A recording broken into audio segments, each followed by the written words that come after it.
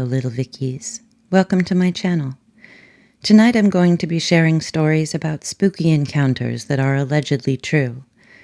If you like what you hear, please subscribe, hit the like button, and turn the notification bell to on so you can be notified every time a new video uploads.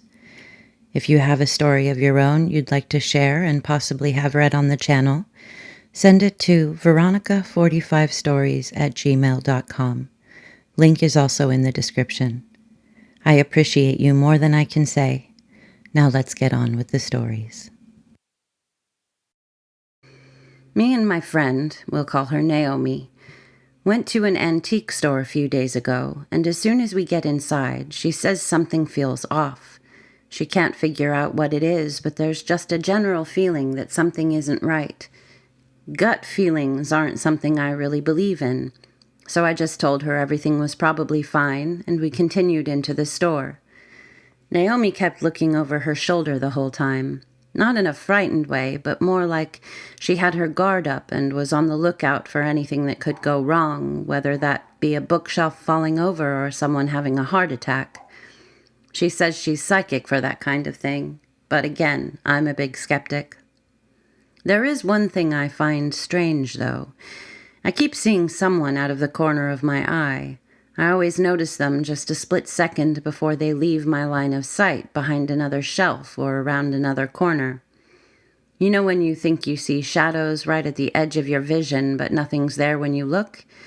It was that exact sensation, but I know someone was there, and it wasn't just my imagination. It wasn't necessarily threatening yet, but still a tiny bit curious. Here's where things get weird. Naomi and I are pretty good at sticking together when we go to shops like that, but we occasionally do go off in different directions. Normally, we'll at least give each other a heads up if we're splitting off to a different section, but at some point, I turned around and she was just gone. No warning or anything. Initially, I thought it wasn't a big deal because I figured she'd turn up sometime. So I'm by myself in the back part of the store, and it's full of candles and astrology-themed stuff. I thought I was alone, but when I went to leave that section, there's some woman standing right behind me. Immediately, I just got a weird vibe from her, and I was super uncomfortable, like she was standing just a little bit closer to me than a normal person would. I stepped out of the way because I thought she was trying to get past me, but she just got even closer. It put me on edge enough that I started to hold my keys between my knuckles. Before I could tell her to back off, I had the sensation that I was falling asleep. Everything in my brain just started going fuzzy, and it was getting harder to think. Next thing I know, I hear Naomi saying my name over and over, and I wake up, still standing in the exact same spot. The woman wasn't there anymore. I asked Naomi what happened, and she said she had been trying to get my attention for 2 minutes. Apparently, I had just been staring blankly ahead as if I was hypnotized or something. I remember none of those few minutes. It's all completely gone, like I was literally asleep, standing up with my eyes open. I asked if she'd seen the woman, and she just got this serious look on her face and asked me, "Did she say anything to you?" I said I didn't hear her voice, but I was also a bit unaware of everything for a few minutes, so I just said that I don't remember. Naomi took my hand and walked us straight out of the store, and she would not let me talk to her about it anymore. She was really freaked out to the point where she even checked the back seat of her car before we got back in, like she was making sure no one was hiding. She barely spoke the whole drive back. She dropped me off at home, and since then, we've only texted, but she will change the subject every time I try to bring up what happened in the store, and she'll do everything she can to talk me out of going back, like my life depends on it or something. I've been left without answers for this really weird encounter, and I needed to tell someone about it. If not for answers, then just for someone else to hear it and take me seriously. I know how all of it sounds, and I'm pretty sure most people in my life would think I'm crazy or something. I know I would assume my friend was crazy if they said the same thing to me. In terms of theories, I have nothing good. I don't think the woman drugged me because I can't find anything online about any drug that just incapacitates a person for 2 or 3 minutes before instantly wearing off. When I regained awareness, it wasn't like a gradual thing. It was like Naomi flipped a light switch. I don't think any drugs can do that without some other side effects. The other thing I thought of was it could have actually been some sort of hypnosis, but I'm pretty sure that also doesn't make any sense. From what I can gather, it seems like someone has to consent to being hypnotized for it to work. You can't just go up to a random person and hypnotize them without warning. And maybe this is just me being cocky, but I feel like I'd be pretty difficult to hypnotize anyway. Just to be clear, I don't take any drugs, and I don't drink. I don't even use over-the-counter cold medicine when I feel sick. I typically just let everything heal by itself. Also, I have no history of mental illness besides what some people in my family think is an undiagnosed case of OCD. If anyone has any ideas, even if they're really out there, I'm willing to at least hear them. Again, I know how all this sounds, and even if you don't believe me, I appreciate people reading the whole thing. Also, this sub has a ton of flares, and I didn't know which one to pick, so I just chose the discussion/advice one. Let me know if that one's wrong, and I'll switch it to something else.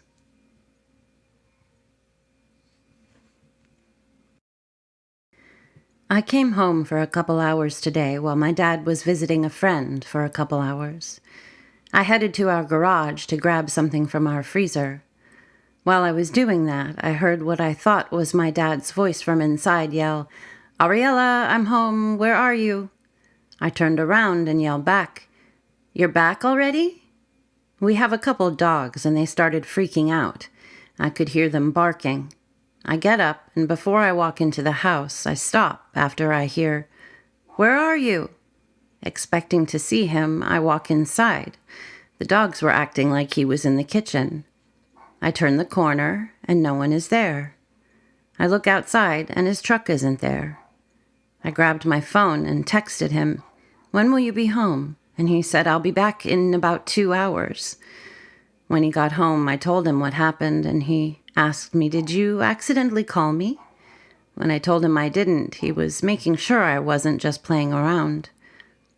I've always been big into urban legends and paranormal things, so he believed me. We're also a religious family, so he decided to play the scripture in the garage. He came into my room just now and told me something paused it. Whenever we do that, it has never paused. Our house has had some paranormal things happen to all my siblings and I, but nothing like this has ever happened. This happened when I was younger, around 8 or 9. I grew up on a reservation in eastern Maine. I lived with my mother and brother who was younger. We lived in a 2-story multi-dwelling unit on public housing. Vast wooded area was in my backyard, surrounded by deep woods, and wouldn't take much to get lost. But I always enjoyed adventuring and was very familiar with the territory. It was late winter with about 4 to 5 inches of snow on the ground. I heard knocking on the front and back door at the same time around 1 a.m. in the morning. I noticed it first, and then my mother got up and told my brother and I to stay in my room. She called the police and went downstairs to see if someone was at the door. We kept hearing the knocking, but as my mother got closer to the door, it suddenly stopped. No one she could visibly see outside the door, and police finally showed up. Lights lit up the front of our place. Neighbors came out to see what was going on, as we had 5 neighbors in our multi-dwelling unit. All of them said they didn't hear or see anyone. Police searched around the property to see if anyone was hiding or ran off, but they didn't find anything. A cruiser stayed in our parking lot for the majority of the night in case anyone came back again. Sunrise came and the officer had left early in the morning. My mother and next-door neighbor went outside, I assume, to talk about what happened.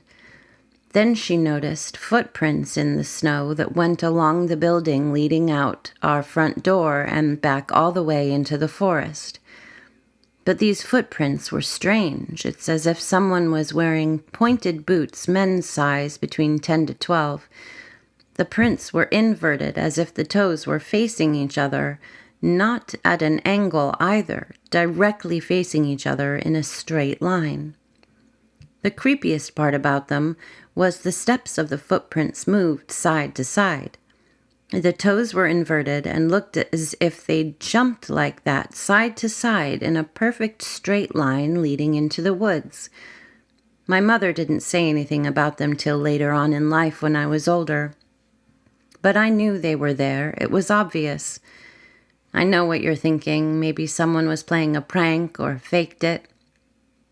There were other footprints in the snow around the strange ones, but only around the building.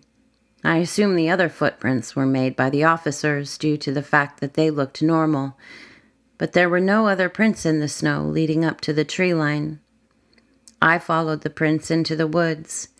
No other markings were around them, just perfectly inverted side-to-side hops or steps in the snow leading deeper and deeper into the forest. I got to the point where an uneasy feeling crept over me, like something was telling me to go back. But I knew where the footprints were leading. As I said, I was very familiar with the area. It eventually would have led into a marsh or bog area. I got chilled by that thought for some reason and turned back. I never said anything to my mother about it till later on. I never heard or encountered anything like it ever since. If anyone has any thoughts or ideas what it could be, I would greatly appreciate it. I'm on mobile, so forgive me. I was around 16 when this happened. It was Thanksgiving Day, and my sister was curling my hair. I got overheated and blacked out, hitting my head on the tub as I was falling down. No blood or concussion, I was essentially fine. But in the blackout, I, quote, woke feeling weird. I had wanted to continue sleeping for what felt like forever, but I couldn't. I got up and looked around. It was nothingness, but I felt something near me, behind me. It was something big, darker than the darkness, the nothingness. In a voice it communicated with, it asked me if I was ready. It didn't speak, though. It transferred its words into my mind, interestingly enough. Confused, I asked what it meant, if I was ready. It asked me again those same words. Are you ready? Then the realization hit me. I started screaming and crying, waking myself up, actually waking up, only to find that I was no longer in that darkness. I was instead on my bathroom floor. Up until last month, I never told anyone about this. I recently remembered it. But before I blocked out all of it because it was very traumatic for me. Believe what you wish, but this is my truth. And to this day, I'm still scared of the dark. This happened about 6 years ago, but has strongly stuck with me. This is the first community I've found where I think this story is relevant. Setting? Starbucks in a U.S. college town off an incredibly major highway between noon and 3 p.m. I was running the drive-thru all by myself, taking orders over the speaker and serving customers at the window. Business had slowed down for the afternoon, so I was able to work at a comfortable pace for once. I took a car's order, just 2 grande coffees. Nothing remarkable, just a perfectly normal and non-irritating interaction. Cool beans, yeah? The car pulled up to the window, and when I opened it to greet them, I got the absolute weirdest feeling. They were pleasant enough. Not chatty, but not being short with me either. The 2 men in the car looked like the typical middle-aged white businessmen that come through my drive-thru all the time. Their faces were incredibly generic and nondescript. To my best friend and coworker over the headset, I said, "Hey, I swear these guys at the window aren't human. They're like the most generic, non-PC looking people I've ever seen. Like I can't even describe them. They look so nothing. I wrung them out. Go hand out their coffees and see if you're still laughing at me. She rolled her eyes, of course, and went to hand out the coffees. Afterward, she agreed that there was something seriously off about those two men. We couldn't quite pinpoint it, aside from them and their car being so nondescript we couldn't even describe them minutes later. They kind of reminded me of Men in Black, except they seemed to function perfectly fine as humans. I would have thought I was just having a weird day if my friend, who misses no opportunity to roast me, hadn't seen them and agreed with me that they didn't feel human. So is this a thing?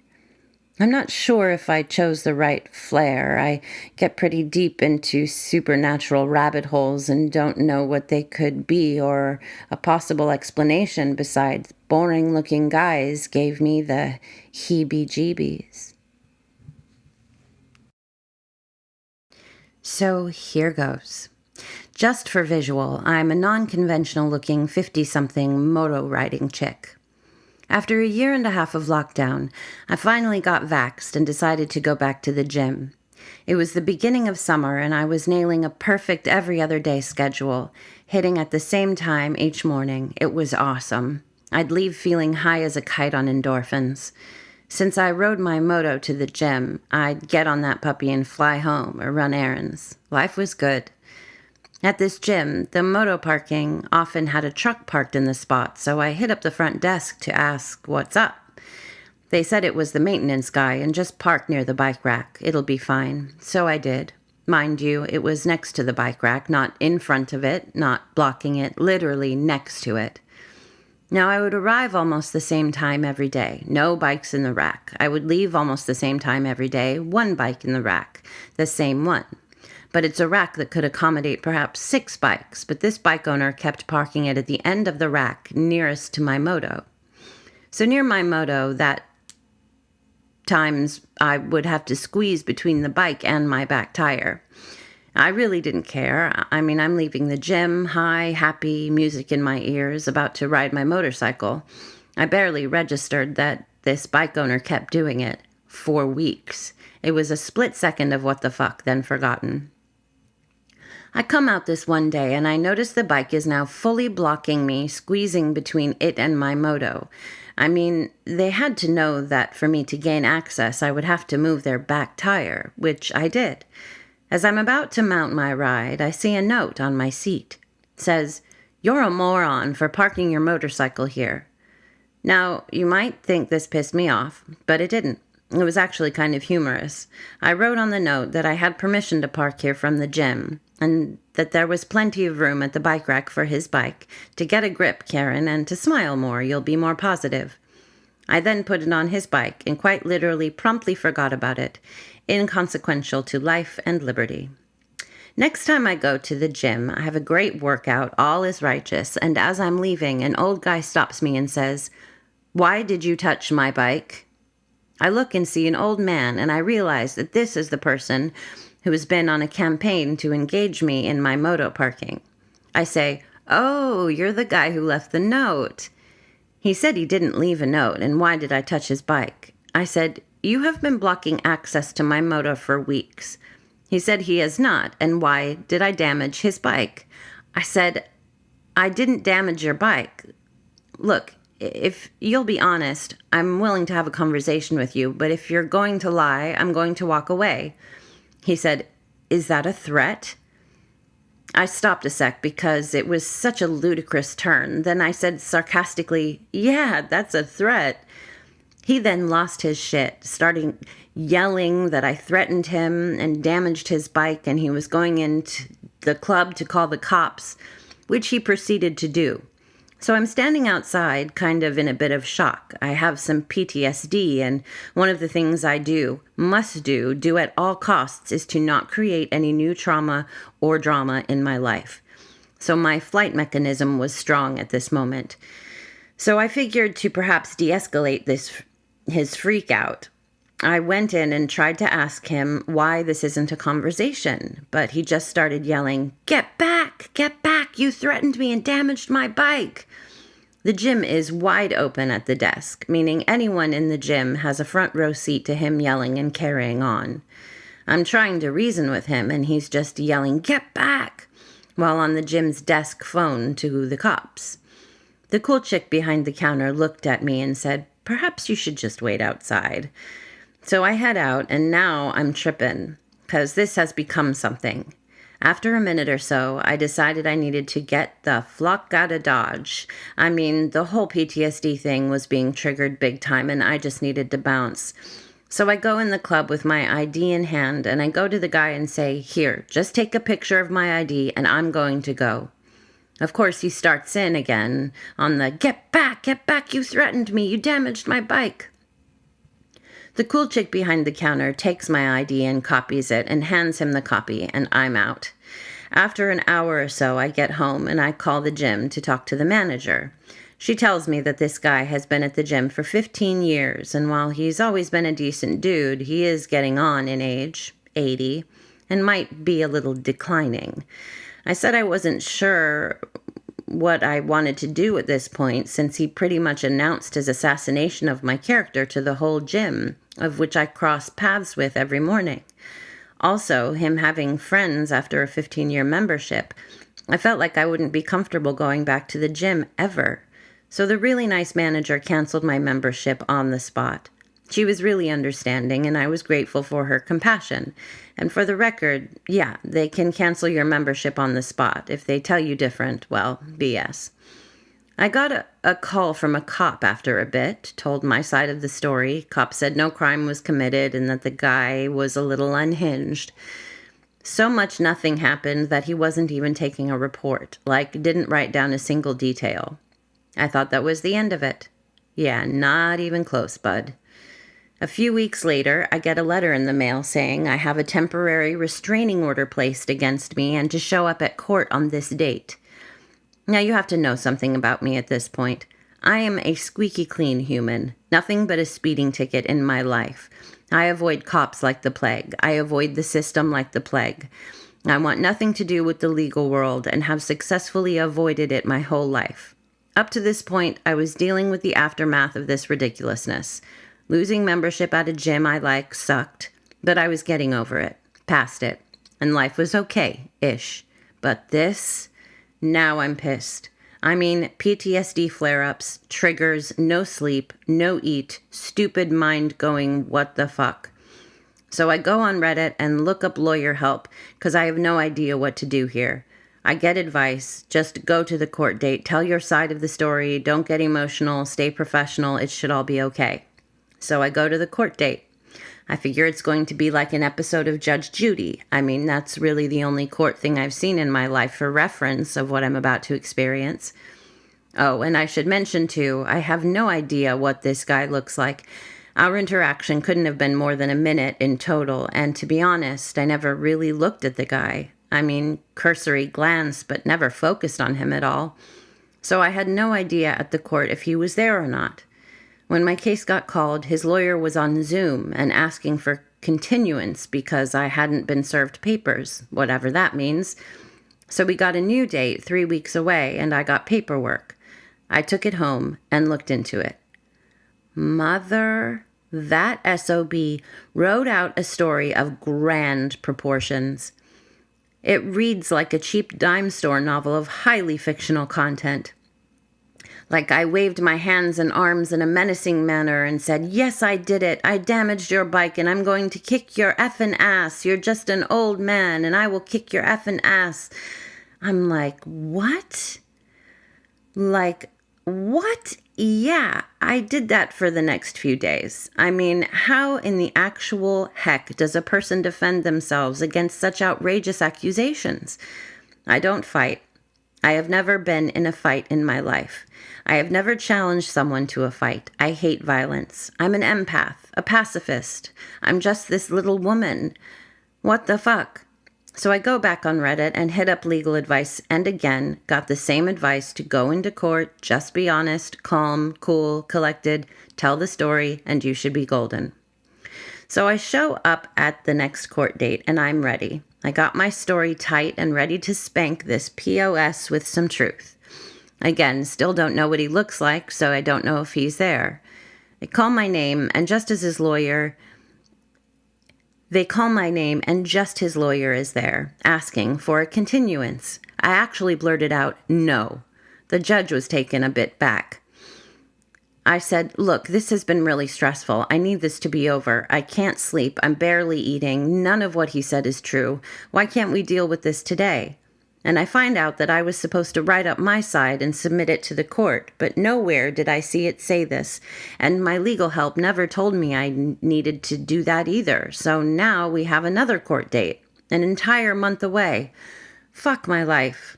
I should also mention the judge was this old white guy who was the biggest asshole. I mean, just condescending and rude. He insulted the flock out of me when I asked him, once I fill out the paperwork, where do I bring it? He just gave me a 2-minute condescending answer that never told me where. It took 3 times me asking for him to finally say, the clerk down the hall outside the courtroom. So far, this is a living nightmare. I mean, it was a non-event. Nothing happened, but an old guy freaked out and made up a story to validate his freak out, and I am being dragged along for the ride. At this point, I concede I'm out of my league. I need a lawyer. I really don't have money for one and would have to borrow any that I would pay them. So I find a lawyer, and since I have never spoken to a lawyer, I have no idea if he's good or bad, but what I do know is he seems cool. So for the next few weeks, we have appointments. He gets the cool chick behind the desk to come to court as my witness to tell her side, which, by the way, old guy made up a whole story about how I chased him into the gym and threatened him in there until a guy gym employee came to his rescue, which is fully contradicted by the woman employee behind the counter who witnessed the entire thing. I've got this in the bag. I meet with my lawyer the day before to go over things, and he says that the guy's lawyer is willing to do this thing called a peaceful no contact. This means no condescending judge, no trying to prove my side of the story. This means it's over and I get to sleep tonight. I really wanted my legal bills to be paid by him since he fabricated an entire story and brought it to the legal system. But what I wanted and needed more was for this to be over. So I pulled the trigger and agreed to the deal. Except the old guy's lawyer was crafty. She didn't answer that evening. We had to show up in court the next day and proceed as if the offer was not on the table. I am very strongly vaxxed and I have a mask. I have a medical background and I understand contagions. I don't want to go to court. No one masks, not the judge, not the bailiff, not anyone there for the court date. But I went. You still with me? Because this should have been over 20 paragraphs ago. Here's the FU, right in the ass. His lawyer blackmailed me. If I didn't pay $200 for his damaged bike and agree to the peaceful no contact with prejudice on his part, she would postpone this day's hearing, stating he recently had hip surgery and wasn't up to the hearing, even though he was in court this day. Then she would dismiss the temporary restraining order and sue me for elder abuse. Yeah, so I was essentially fucked up the ass. I couldn't afford to defend myself against elder abuse. Even if I could no doubt easily win, I had no money to even consider the idea. So I had to take that deal. So to recap, the beginning to my awesome summer turns into a 3-month debacle, all because an 80-year-old guy who had some cognitive issues and decides that he doesn't like my motorcycle near the bike rack makes up a fake story, takes it to court, and his lawyer out-lawyers my lawyer, and I'm out $2,000 that I had to borrow. I lost my membership to a gym I enjoyed. I lost an entire summer having to deal with a triggered PTSD scenario, and now that I am a few months away from it, I have become more of a recluse and have not rejoined another gym, or re-engaged in society for that matter. Fuck my life. Oh, and I never once looked at him. I can still say to this day I have no idea what this POS looks like. I've done this because as my PTSD flares, I don't want to be seeing his face. Old guy at the gym, let's not meet again. Sorry in advance for my English. This happened 9 years ago. I just ended a 4-year relationship and moved into an old building in downtown Paris. I had to start all over again from scratch. I did the mistake to let my ex-girlfriend keep a lot of my furniture, kitchen cutlery, pans, coffee machine, etc. At the time, I worked as a waiter, so I could only afford a one-room apartment from a council estate building. It was old and barely clean, but at least I had a roof. The first 2 weeks, nothing happened, but quickly I began to hear someone talk at night. It was a murmuring. It basically said, "Go and die already, already, already." When I looked into the door, I saw a scrawny, shirtless guy smiling and scratching the door with his finger. That became a thing. Every 2 or 3 nights he came and threatened me through the door, sang songs with a childish voice. I might have opened the door and asked him what the fuck he wanted, but I was afraid he had a knife or something, and I couldn't see his hands while looking into the door. What stunned me is that he acted totally normal when I stumbled upon him during the day and denied being the one who would do this at night. I got mad at him even, but he seemed to genuinely not understand. One day I came home with a girl I met at a bar I was working at. For some reason, she left during the night, and I went back to sleep. The mumbling started again, only this time it felt really close. I opened my eyes only to witness the scrawny neighbor head-butting the wall and singing what sounded like a mix between religious chants and a lullaby on slow motion. I honestly was paralyzed by the fear. I tried to communicate with him, but he was just grinning and ended up exiting my apartment by himself. I decided to call the police this night. They took him all right, but he went straight to a psychology ward. Actually, this guy had been diagnosed with schizophrenia and put in a psychiatric hospital. He wasn't supposed to live at his place anymore. He just ran from the hospital 2 months ago, and they only signaled it without investigations from the police. He initially got sent back to the psychiatric ward after bashing a shovel into a postman's head, putting him in a coma. He did that for absolutely no reason. I never saw him again, and I moved out 2 years after that. Hello again, little Vickies. Thanks for listening. Remember to hit the like button and subscribe with the notification bell on. If you have a story of your own you'd like to share and possibly have read on the channel, send it to me at veronica45stories@gmail.com. Link is also in the description. Until next time, be good.